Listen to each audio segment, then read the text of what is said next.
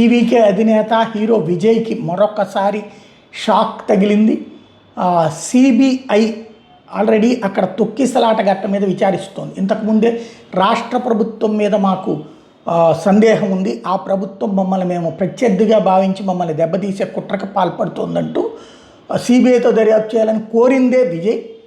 ఆ సందర్భంలో గతంలో సిబిఐ విజయ్ని ఒకసారి ప్రశ్నించింది. ఆ ప్రశ్నించినటువంటి సందర్భంలో మీరు ఎవరికీ చెప్పకుండా ఎందుకు అకస్మాత్తుగా వచ్చారు, ప్లస్ లేట్ ఎందుకు చేశారు, దాదాపు 7-8 గంటల పాటు అనేక మంది అక్కడ తిండికి కూడా ఇబ్బంది పడుతున్నారు, మీ నోటీస్కి వస్తే కూడా వాళ్ళకి ఎలాంటి ఏర్పాటు ఎందుకు చేయలేదు, మంచినీళ్ళు కూడా ఎందుకు ఏర్పాటు చేయలేదు, ఆ తర్వాత అక్కడికి వచ్చినప్పుడు కావాలని చెప్పి మీరు ర్యాలీగా వచ్చి తొక్కిసలాటకి కారణమయ్యారంటున్నారు ఏంటి అన్నటువంటిది అడిగింది. ఇప్పుడు ఆ కరూరు తొక్కిసలాట ఘటనలో మరొకసారి విచారణకు రమ్మనమని సిబిఐ నోటీస్ ఇచ్చింది. కంప్లైంట్ చేసింది నేనే అయితే, సిబిఐ విచారణ కోరింది నేనే అయితే, సిబిఐ వాళ్ళు వెళ్ళి విచారించాల్సింది డిఎంకే అధినేత స్టాలిన్ అయితే, స్టాలిన్ వదిలేసి నన్నే విచారిస్తారేంటన్నది తన బంధువుల దగ్గర కానీ తన యొక్క కార్యకర్తల దగ్గర కానీ విజయ్ బాధపడుతున్నటువంటి పరిస్థితి.